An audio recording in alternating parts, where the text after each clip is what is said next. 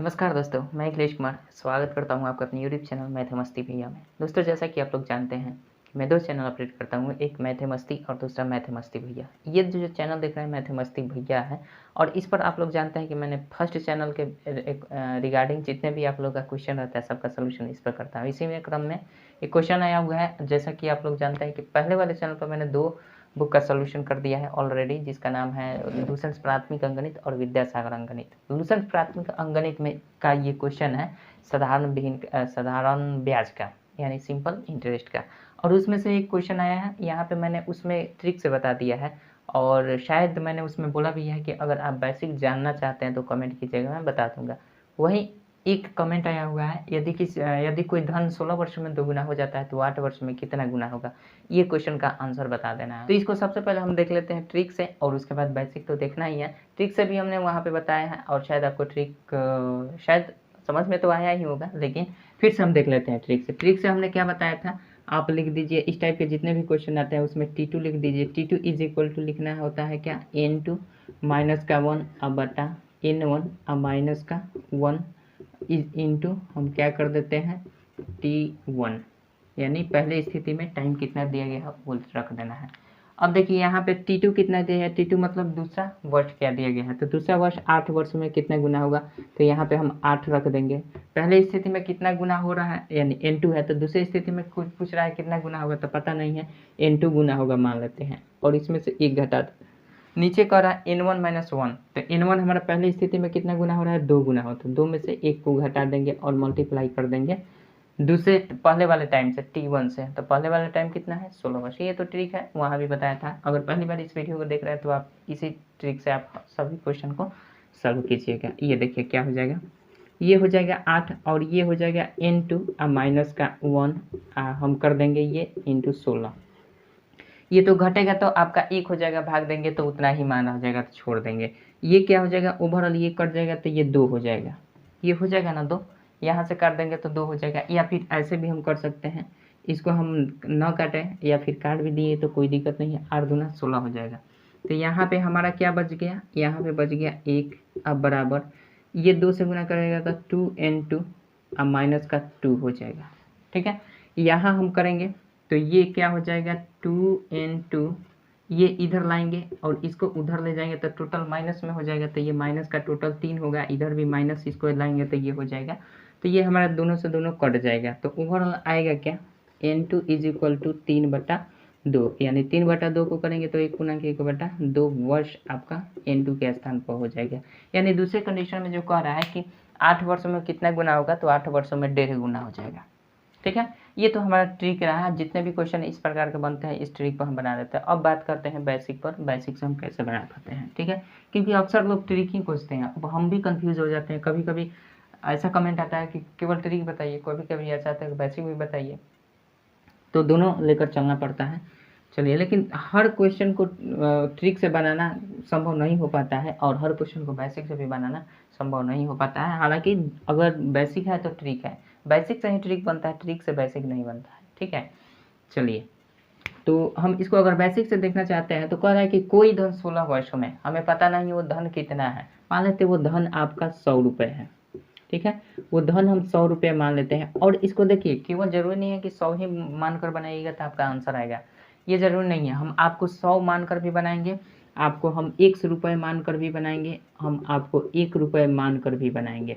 ठीक है, जब बेसिक देखना ही चाहते हैं तो कोई भी मान रखकर आप बेसिक से बना सकते हैं। पहले हम आपको दिखा देते हैं 100 मानकर अगर बनाए तो क्या होगा। तो 100 अगर मान लेते हैं तो मान लिया हमारा ये मूलधन हो गया, यानी P हमारा निकल गया, मूलधन मान लिए है 100 रुपया, तो पहले 100 रुपये पर बना रहे हैं। ठीक है, 100 रुपया मान लिए। समय हमारा पहला स्थिति में दे दिएगा 16 वर्षों में, तो आपका समय कितना हो जाएगा, समय आपका टाइम दे दिया गया है 16 वर्ष, 16 वर्ष। तो इस स्थिति में हमारा क्या मिल गया, मूलधन मिल गया, समय मिल गया, और क्या दिया गया है, ये दोगुना हो जाता है। इससे कोई मतलब, हाँ इससे तो मतलब है, दोगुना हो जाता है मतलब कि जो 100 रुपये पहले मूलधन था वो 16 वर्ष में दोगुना हो जाएगा, मतलब 100 का दोगुना कितना हो जाएगा, 200 रुपये हो जाएगा। तो वो जो हो जाएगा ना, वो आपका समय और दर के अकॉर्डिंग होता है। साधारण ब्याज में समय और दर के ही अकॉर्डिंग पैसे बढ़ते हैं। तो उसमें जब बढ़ेगा समय और दर के अकॉर्डिंग तो कुछ ना कुछ तो दर होगा, जो कि 16 वर्ष में वो जितना भी हो जाएगा दोगुना हो रहा है। तो कहने का मतलब जो मूलधन पहले था उस मूलधन का ये दोगुना हो जाएगा। कौन सा? तो वो क्या हो जाएगा, अगर दोगुना होगा तो वो मिश्र धन का काम करेगा, मिश्र धन का काम करेगा अमाउंट का, यानी ये कितना हो जाएगा 200 रुपये। क्यों? क्योंकि हमने पहले मूलधन मान लिया है 100 रुपया, 100 रुपया 16 वर्ष में कितना हो जाएगा 200 रुपये, क्योंकि दोगुना हो जाता है। ठीक है, यहाँ से तो हमारा मिल गया मूलधन समय मिश्र धन। तो हमारा क्या हो जाएगा कि ये जो 200 बढ़ा हुआ है ये किस दर पर बढ़ा हुआ है, तो दर ज्ञात करना पड़ेगा। जनरली तो आप ऐसे नहीं कर सकते हैं, नहीं तो देखिए क्वेश्चन में आप एक एक नियम लगाइएगा यहाँ पे, तो यहाँ पे एक एक नियम नहीं काम करेगा।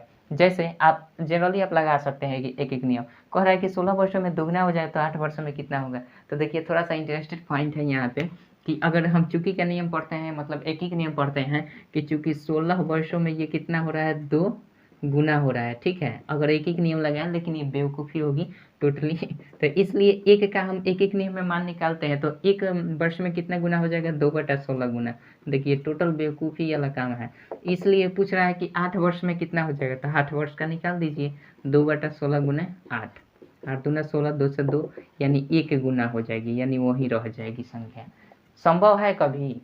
अभी मतलब मान लीजिए कि अगर एक ही नियम यहाँ पे हम लगाएं तो कभी संभव है कि 100 रुपये है वो 16 वर्ष के लिए किसी को दिया जा रहा है या लिया जा रहा है किसी से, तो वो उस पर ब्याज लगेगा ही नहीं, ऐसा संभव है? नहीं संभव है, वो 1 गुना ही रह जाएगी, ऐसा संभव नहीं है।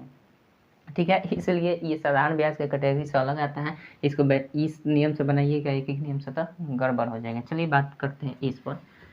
तो हमने आपको क्या बताया कि मूलधन समय और मिश्रधन ये गया है। तो हमारा क्या होता है मिश्रधन अमाउंट, मतलब क्या होता है कि वो उसमें ब्याज और प्लस में मूलधन जुड़ा रहता है, मिश्रधन में ब्याज और अमाउंट जुड़ा रहता है।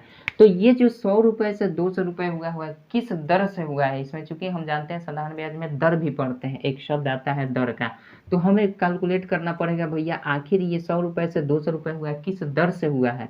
तो दर बराबर हम क्या जानते हैं, मूलधन गुना समय गुना दर, यानी ये तीनों हमारा मिल गया, मूलधन गुना समय गुना दर। अब देखिए यहाँ पे दर ज्ञात करने के लिए हम इनका अंतर क्या होता है, ब्याज होता है, इनका अंतर क्या होता है, ब्याज होता है। तो ब्याज बराबर क्या होता है, ब्याज बराबर मिश्रधन में से हम मूलधन को घटा देते हैं तो ब्याज हमारा निकल जाता है। तो मिश्रधन 200 रुपये है और मूलधन 100 रुपये है, तो ये हमारा निकल गया ब्याज। अब कह रहा है कि ये दर हमारा निकल जाएगा, चूंकि यहाँ से हमने ब्याज निकाल लिया, मूलधन निकाल लिया, समय निकाल लिया, तो हमारा आसानी से दर निकल जाएगा। दर बराबर क्या होता है, ब्याज गुने 100, दर बराबर ब्याज गुने 100 अब बटा मूलधन गुने समय, मूलधन गुने समय होता है।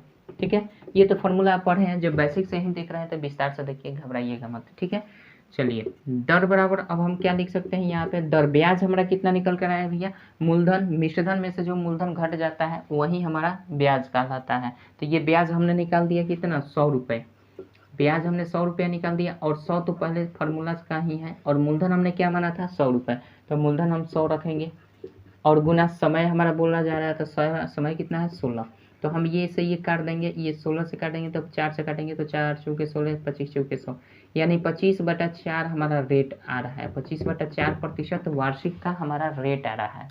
यानी कहीं ना कहीं ये 100 रुपया पर दर कितना लग रहा था 25/4% का, तब जाकर ये 16 वर्ष में 200 रुपये इसका अमाउंट हो रहा था, मतलब मिश्रधन हो रहा था। अब कह रहा है कि अगर ये समय इसी रुपए पर अगर समय आपका मान लेते हैं कि इसी मूलधन पर, मूलधन हमारा 100 रुपये ही रहेगा, इसी मूलधन पर अगर आपका समय 8 वर्ष हो, अगर समय कितना हो 8 वर्ष हो, और हमारा दर तो मिल ही गया है, तो दर हमारा कितना निकल गया, दर हमारा 25/4% हो, तब इसका हम क्या निकालते हैं, तब इसका मिश्रधन निकालेंगे, चूंकि कह रहा है प्रश्न में ही कि अगर कोई धन 16 वर्ष में इतना गुना हो जाता है तो 8 वर्ष में वो कितना गुना हो जाएगा, तो कितना गुना हो जाएगा, तो हमारा कंपैरिजन किससे करना है, उस धन से उसके मिश्रधन का कंपैरिजन करना है। ठीक है, उस धन का हमें मिश्रधन से कंपैरिजन करना है, तो इस दर पर, इस समय पर, इस मूलधन पर हम पहले मिश्रधन निकालेंगे। तो मिश्रधन निकालने के लिए क्या होता है, ब्याज प्लस मूलधन होता है, ब्याज प्लस मूलधन।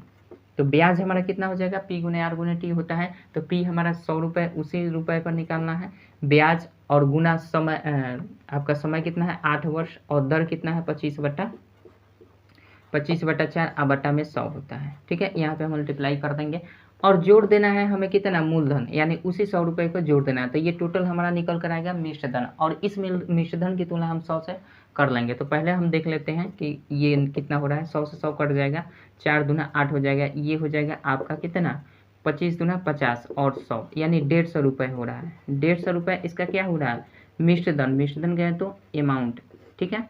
अब कह रहा है कि बताइए कि 8 वर्ष अगर हम आप रखे हैं तो बताइए कि वह संख्या या वह धन उसका कितना गुना हो जाएगा।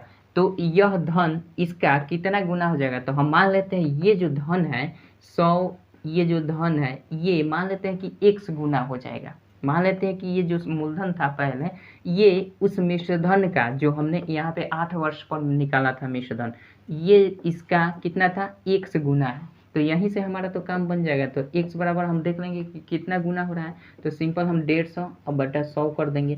तो यहाँ से x निकल जाएगा। x हमने क्या माना था कि ये कितना गुना हो जाएगा। तो 1 0 से 1 0 कट जाएगा, 5 दूना 10, 5 3 15, यानी 3/2 आ गया यहाँ भी, और 1/1/2 वर्ष गुना हो जाएगा आपका, ये इतना गुना हो जाएगा, जो कि हमने ट्रिक से भी आपको बताया है।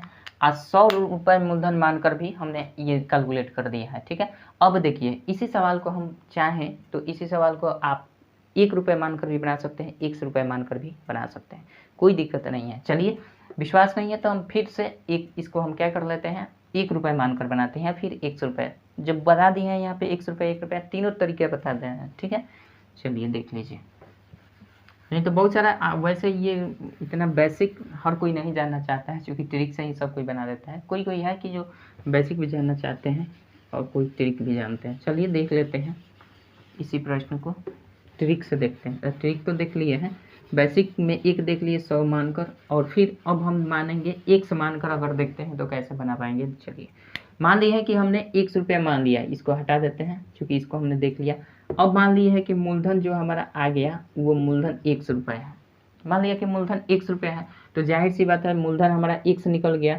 अब कह रहा है क्वेश्चन में कि कोई धन 16 वर्ष में, तो समय हमारा निकल गया भैया 16 वर्ष, ये भी रहेगा ज्यों कहते हो 16 वर्ष में 2 गुना हो जा रहा है। तो मूलधन हमने 1 रुपये माना है, तो 16 वर्ष में ये 2 गुना हो जाएगा, तो कितना हो जाएगा मिश्र धन। मिश्र धन जो होगा वो कितना हो जाएगा, मिश्र धन आपका 2 गुना होगा, मतलब 2 में 1 से गुना करेंगे, जो संख्या आएगी वही हो जाएगी, तो 2x हो जाएगा। तो यहाँ से हमें क्या निकालना होगा, फिर यहाँ से हमें दर निकालना पड़ेगा।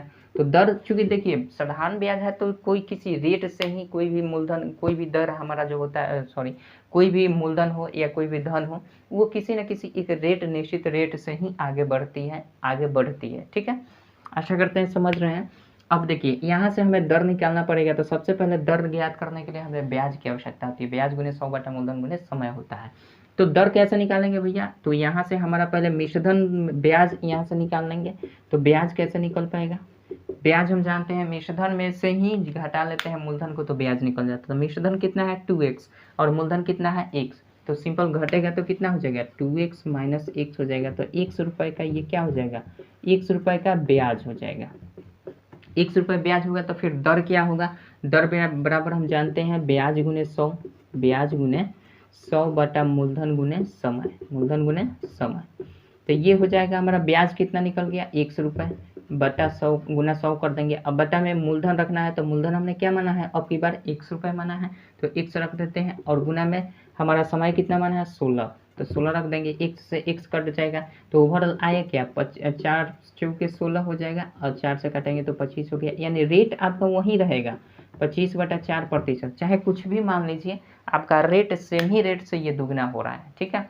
अब जब रेट निकल गया तो अब हमें क्या पता हो गया, हमें ये पता चल गया कि मूलधन वही रहेगा। मूलधन अब की बार x माने हैं तो 100 रुपये ही मूलधन रहेगा। 100 रुपये मूलधन पर दर अगर आपका दिया गया हो कितना 25/4%, 25/4% दर हो, और समय अब की बार कितना हो जाए, समय अब की बार 8 वर्ष हो जाए, तो इस पर हम क्या निकाल देना है, मिश्रधन निकाल देंगे। तब हम ना तुलना करेंगे इस मूलधन से इस मिश्रधन का हम तुलना कर लेंगे। तो मिश्रधन हमारा क्या हो जाएगा, ब्याज अब प्लस मूलधन होता है, ब्याज प्लस में मूलधन।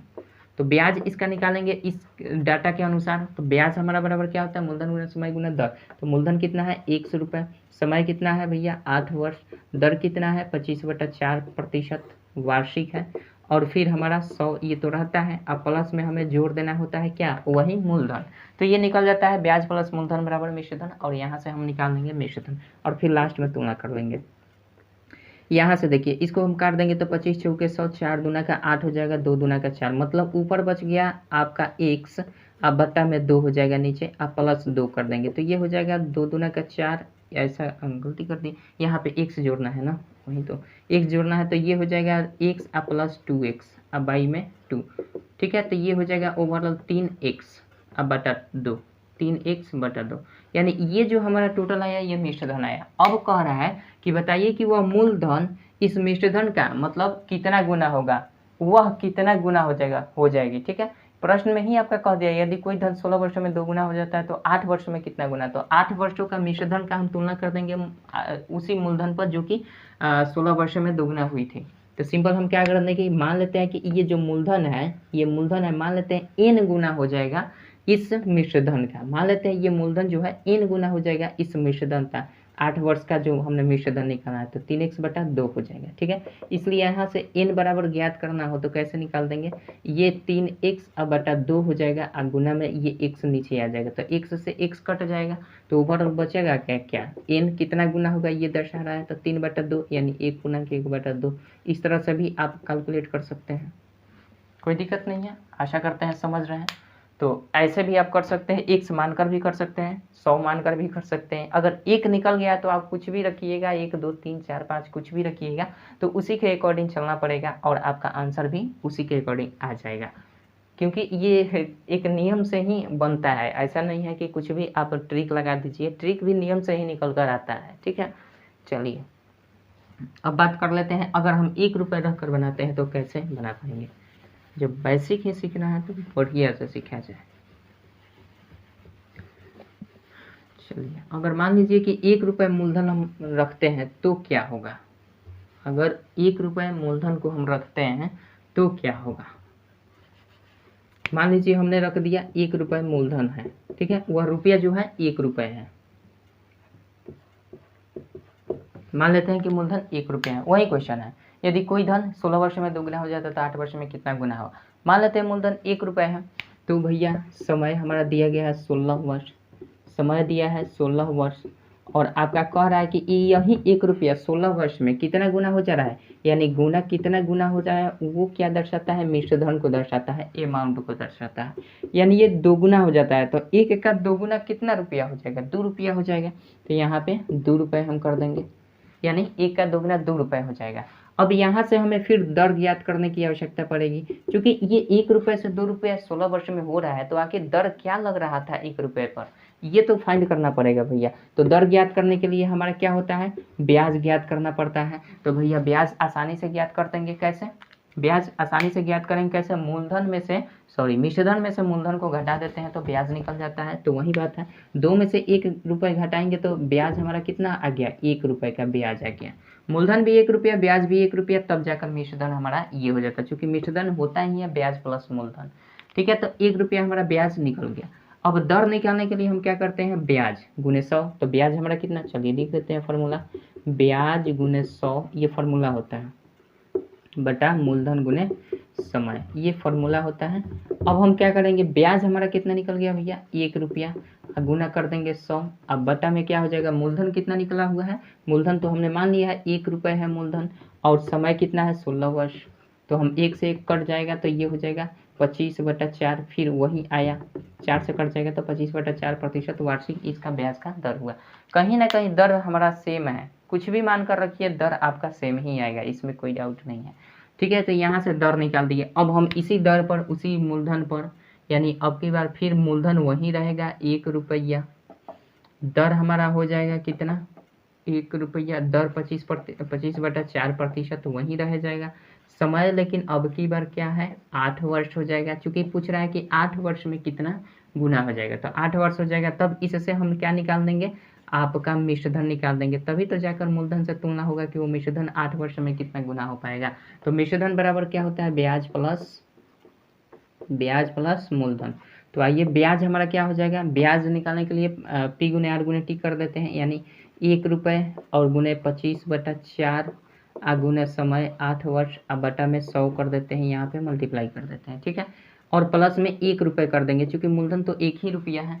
तो अब देखिए यहाँ से काट देंगे, 25 चौके 100 होगा, 4 दूना का 8 हो जाएगा, 2 से काटेंगे 2 हो जाएगा, ये बच गया 1/2 प्लस का 1, ये ओवरऑल जोड़ेंगे तो ये 3/2 हो जाएगा, ओवरऑल 3/2 हो जाएगा। अब हमें क्या करना है कि अब हमें देखना है कि ये जो मिश्रधन आया हुआ है 3/2, ये मूलधन का कितना गुना है। तो हम मान लेते हैं कि मूलधन का मतलब 1 रुपये का n गुना है, मान लेते हैं n गुना m गुना x गुना कुछ भी गुना मान लेते हैं, बराबर ये 3/2 है, हम मान लेते हैं, ठीक है। तो इसलिए n बराबर क्या हो जाएगा 3/2, अब बटा में 1 कर देंगे, ये आकर नीचे भाग दे देता है, या हम इसको ऐसे भी कर सकते हैं, गुना 1 यहाँ पे ला सकते हैं। तो वही बात है, n बराबर 3/2 ही होगा, 2 में 1 से मल्टीप्लाई करेगा वही हो जाएगा।